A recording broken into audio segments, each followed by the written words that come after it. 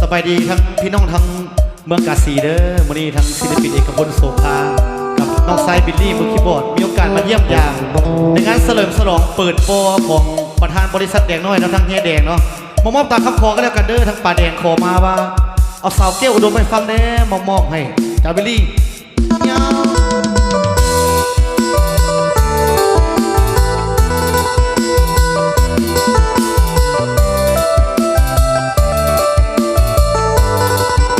พิเศษทั้งต้นฉบับทั้งไอ้ไงทั้งไอ้สุบินซามอนตีเด้อแต่ของเสียงเพลงนี่เนาะทั้งผู้ขาทั้งศิลปินเอกพลโสภาเอามาโคเวอร์เป็นการเสียงสดเนาะสาวแก้วอุดมงามสมเก่าขาดกันมาขอตุ่มแก้งให้หาดทาหน้าแสนันนาขอมาเป็นแฟนเบียงแก้วเบียงคำกุกเยียงนั้นงามสุดแสนพูดสวรรค์หาดเรือห่วงแหนเป็นแฟนสาวหาดสายงามบ้านเปิดสมดีบุญมีจริงได้มาเห็นอยากอยู่คู่ของเนื้อเย็นได้เห็นสาวบ้านโพนคำสาวบ้านคำสานวลนางอย่าได้ใจดำแก้วกูยอดสู้งามคำเมื่อนำได้บอกแก้วตาเดือนสองเพ่งภูเขาคำบุญประจำปีนั่นเป็นฮีตของอันดีประเพณีสืบทอดกันมาสาวบ้านห้วยโขงแดนสวรรค์ก็งามโสภาอยากอยู่คู่เคียงสร้างสรรค์ปรารถนาหักนี้ยืนนานบ่อยากห่างไกลขวัญใจเมืองแก้วอุดมทิดแก้วทาลาดงามสมอยากอยู่พี่ลงนับปูนท่าสังสาวบ้านโพนแหงแสงสว่างก็ลือกันพลหมวกลองแขนบ้านนั้นพลแยงเหมือนกันอายยังไม่พอ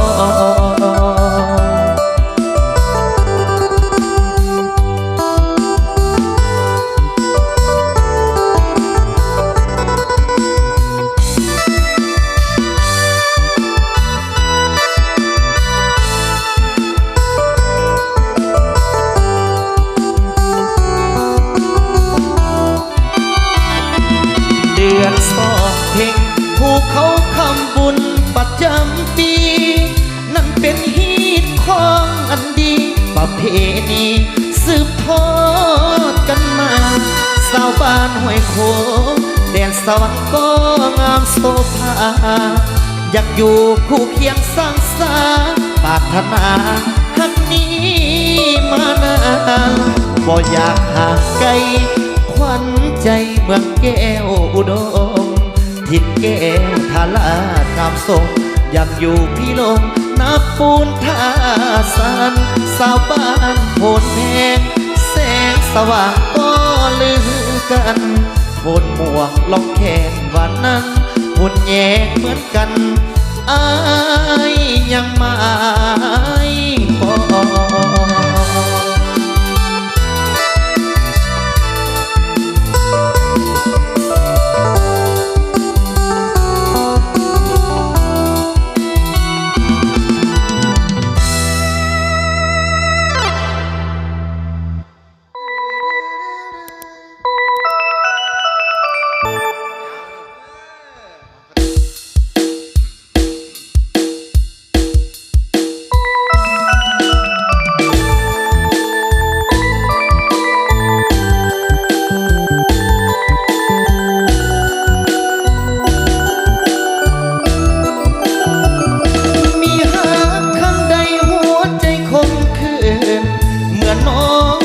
สายเดิน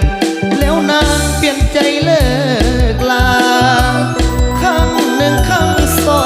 งก็พอทนไว้แก้วตามาถึงครั้งสี่นี่นาสิ้นความเมตตาเห็นใจขายเข้า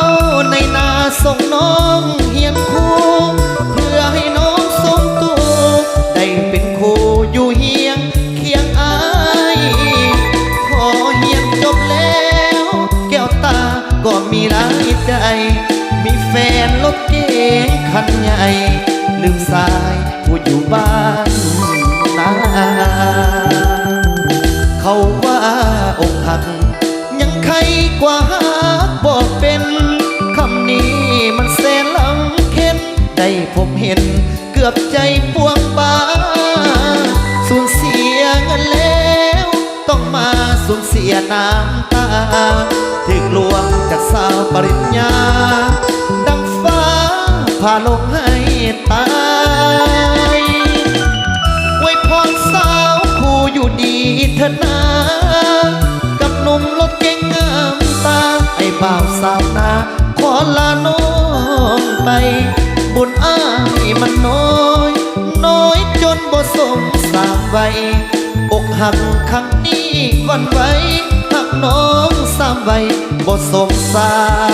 วคู่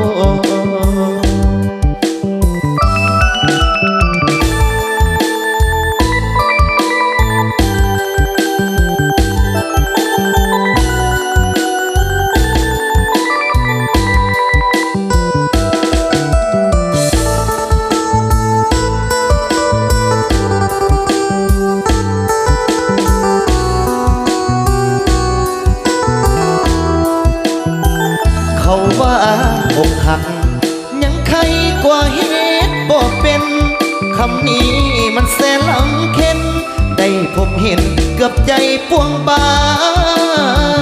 สูญเสียเงินแล้วต้องมาสูญเสียน้ำตาถึกลวงจากสาวปริญญาดังฟ้าพาลงให้ตายไว้พรสาวคู่อยู่ดีเถอะนะกับหนุ่มรถเก๋งงามตาไอ้บ่าวสาวนาขอลาน้องไปบุญอ้ายมันน้อยจนบ่สมสามใบอกหักครั้งนี้วันไว้หักน้องสามใบบ่สมสาว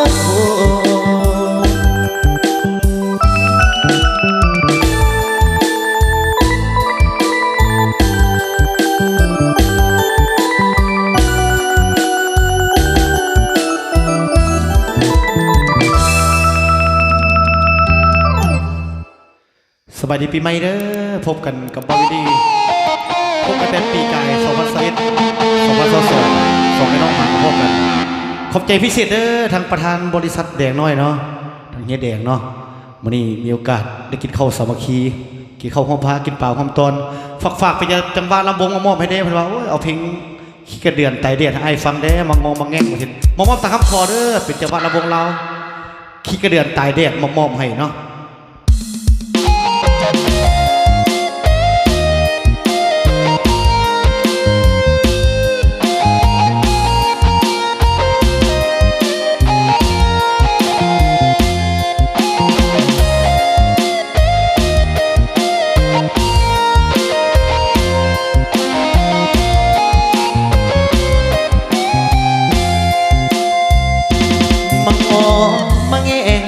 ตะแคงเบิ้นแหงสิเดินมันสุดจะเขินเมื่อเขาพบเงินก้อนใหญ่อาเสียนั่นนะเขานั้นมาแต่งน้องสาวไว้มืออื่นคงนอนห้องให้เจ็บหัวใจดังไฟไหม้สูงมังหอมังองนั่งส่งลงเหมือนคนลงทางใกล้ตอนฟ้าสางมานั่งคิดไปมั่วสุมหอมกินข้าวหัวฝักลาบหัวดังมาเป็นฝูงส่วนอายพักนั่งรักสูงอยู่จนมุมบ่มีบอกไปเหมือนขี้กระเดือนมนขึ้นมาจากดินสิ้นสายฝนลินเป็นของกินเจ้าหมูเด็กสายเลี้ยงหมูทาหออายคนล้อบ่ได้ดังใจ เฮ็ดหยังบ่ได้อยากจะตายให้มันหมดกรรมมักหมอมักแองบ่มีแหงหดโยขาดยากมือนี้นางเป็นของเขาแล้วน้องามคำอายคนขอรอสำบ่พอยังจนต้อยต่ำสุดท้ายเหลือเพียงความเศร้าเป็นกาดำบ่เจียมหอดตัวบัดเขาเอาผัวเหลือเต็มตัวหัวใจบ่มีเอาเบาบิลลี่สโลเด้อฝากเสียทั้งประธานในทั้งบริษัทแดงน้อยเด้อทั้งป่าแดงเนาะขอมาเป็นจังหวัดระบงเราจะเดือนไตแดดมอบให้สบายดีปีใหม่เด้อแขกมีเกียรติทุกทางเนาะ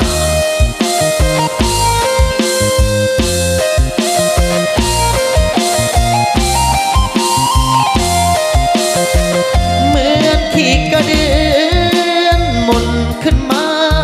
จากดินสิ้นสายฝนลินเป็นของกินเจ้าโมดแดงสายเลี้ยงหมูท่าหออายคนล้อบ่ได้ดังใจเฮ็ดหยังบ่ได้อยากจะตายให้มันหมดกรรมมังงอมังแงบ่มีแหงหอดย่อขาดยากมือนี้นางเป็นของเขาแล้วน้องงามคำอายคนขอลองสำบบพอยังจนต้อยต่ำสุดท้ายเหลือเพียงความสังเป็นกาดำบ่เจียมหอดตัวบัดเขาเอาผัวเหลือเต็มตัวหัวใจบ่มีฝากไปสามซ่ามามอบให้เด้อลืมไรบ้านป่าทั้งการจะตั้งบ้านเพิ่นขอมาร้องเพลงเก่าให้ฟังเด้อลูกชายท่านลืมไรบ้านป่ามามอบให้เด้อ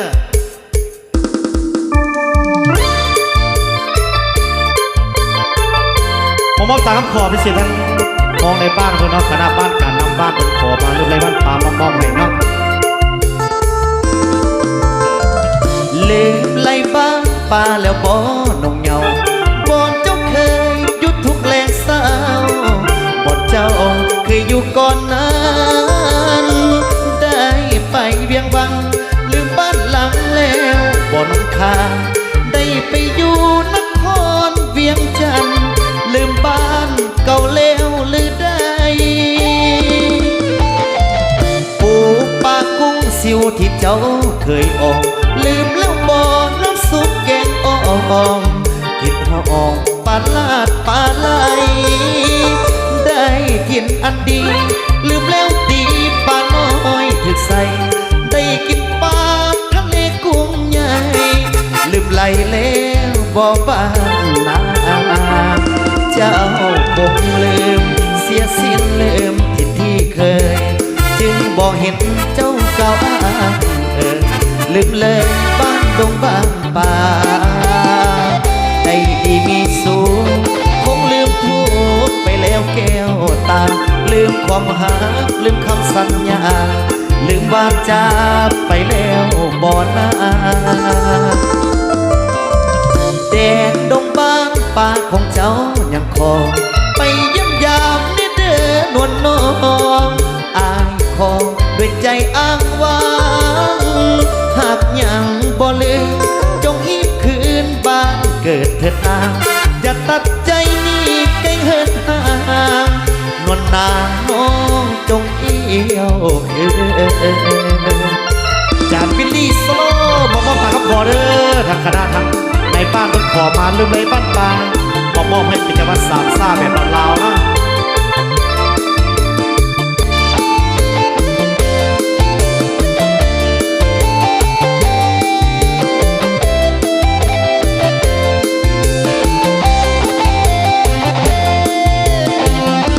เจ้าคงลืมเสียสิ้นลืมที่เคยจึงบ่เห็นเจ้าเก่าอ้างลืมเลยบ้านดงบ้านป่าได้ดีมีสูงคงลืมทุกไปแล้วแก้วตาลืมความหาลืมคำสัญญา ลืมว่าจาเก่าแล้วก่อนหน้าแดดดงบ้านป่าของเจ้ายังคอยไปเยี่ยมยามเนเดินนวลน้องอ้างคอด้วยใจอ้างว้างหากยังบ่ลืมจงรีบคืนบ้านเกิดเถิดนาอย่าตัดใจหนีไกลเหินห่างนวลนางน้องจงเอี่ยวคืน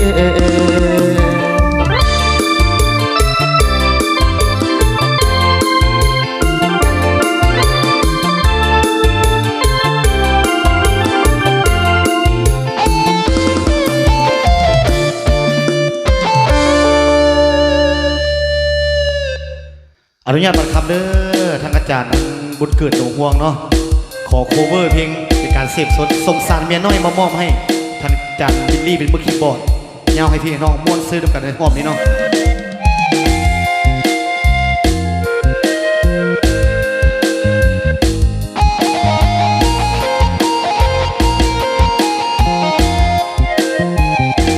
สงสารหัวใ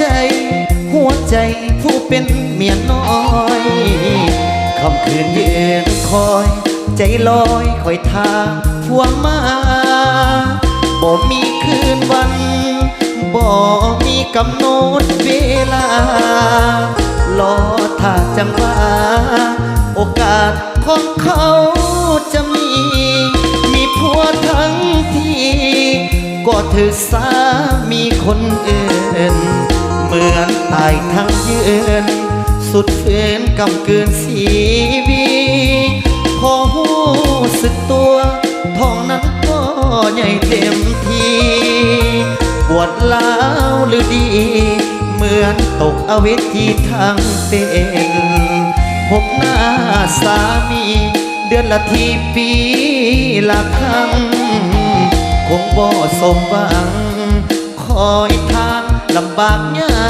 กเข็นมีอุปสรรคขวางทางเศร้าสายบ่ายเย็นเหมือนดังมีเวรมีกำนำตามสนองสงสารเหลือทนเป็นคนที่มีปมด้อยหัวใจเลื่อนลอยต่ำคอยน้อยใจเป็นล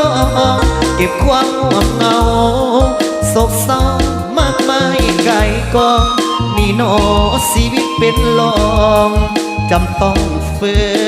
นใจตัวเอง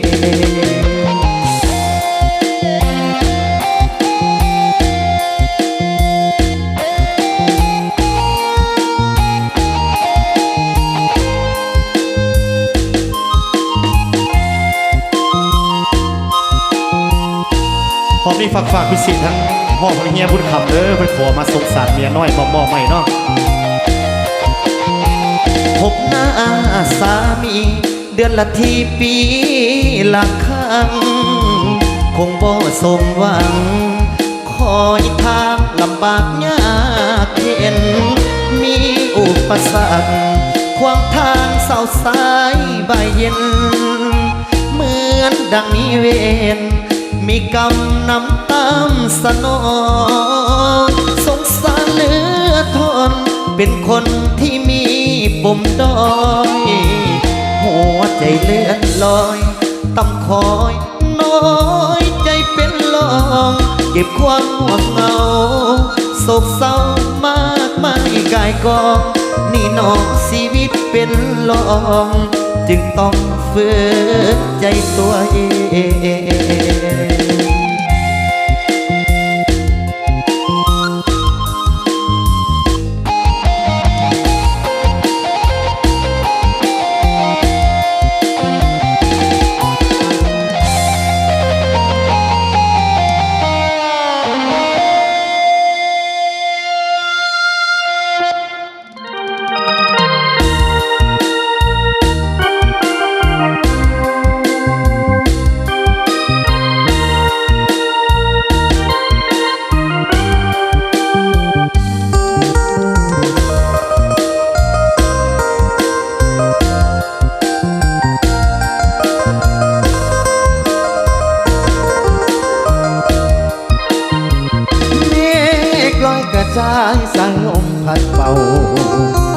งามแท้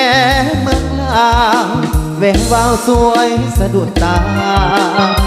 พงศลีสำเนืองามเนื้อสุพรรณนาอุดมใจบ่อแก้วนำทางสุมสาวประสามีสุขทั้งโปเขตแท้แดนใดหาใจเทียบกันน้ำของนางคางประสานก่อใจเมืองหลวงสยามบุรีทิศนี้ยังฟังในสูงเวียงจันทร์เสียงพวงจางมาแสงห่วงคืนนั้นลาตรีเสอสันเวียงจันทร์นครหลวง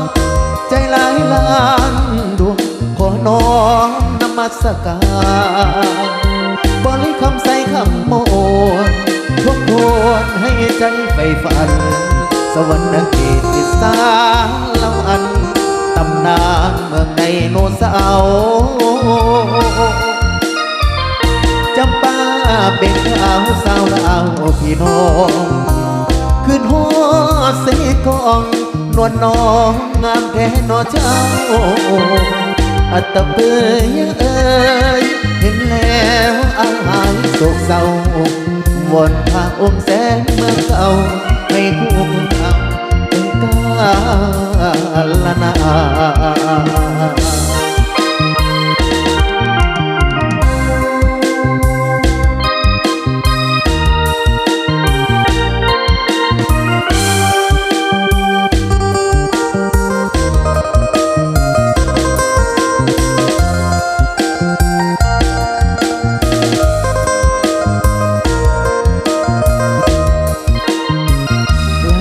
เสือสันเวียงจันทร์นครหลวงใจหลายล้านดวงขอน้อมนมัสการบริคำใส่คำโมทบทวนให้ใจไปฝันสวรรค์เขตติสาเล่าอันตำนานเมืองในโนเสาจำป้าเบ่งขาวสาวลาวพี่น้องขึ้นหัวเสกองนวลน้องงามแท้นอเจ้าอัตเปื่อยเอ่ยเห็นแล้วอาหายโศกเศร้าวอนพาองค์แสนเมืองเก่าให้ผู้เอาไปกาลนา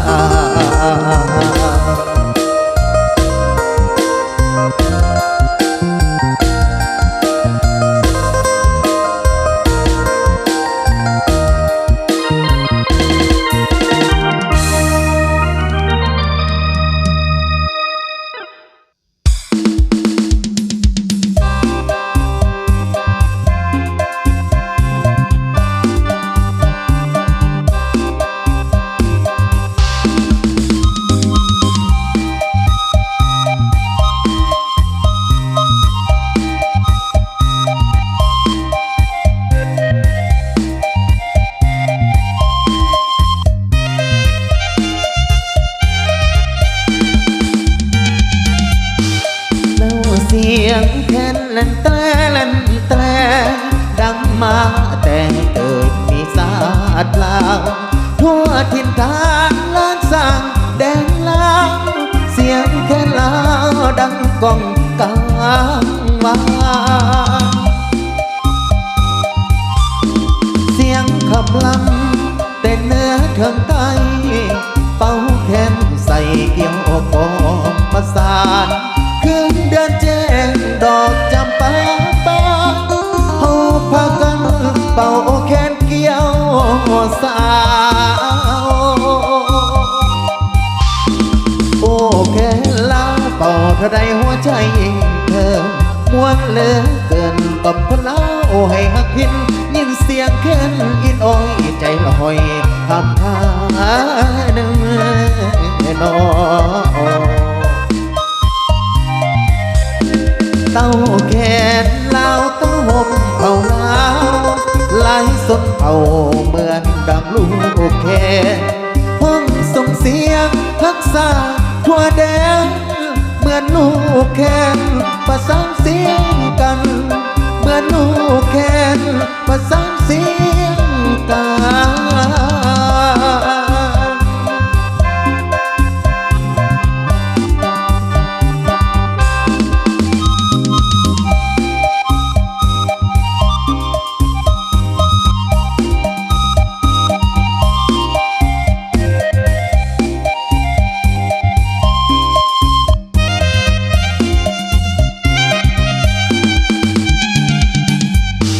โอ้แค่เล่าเป่าถ้าได้หัวใจยิ่งเกินมวนเหลือเกินกอบคนเล่า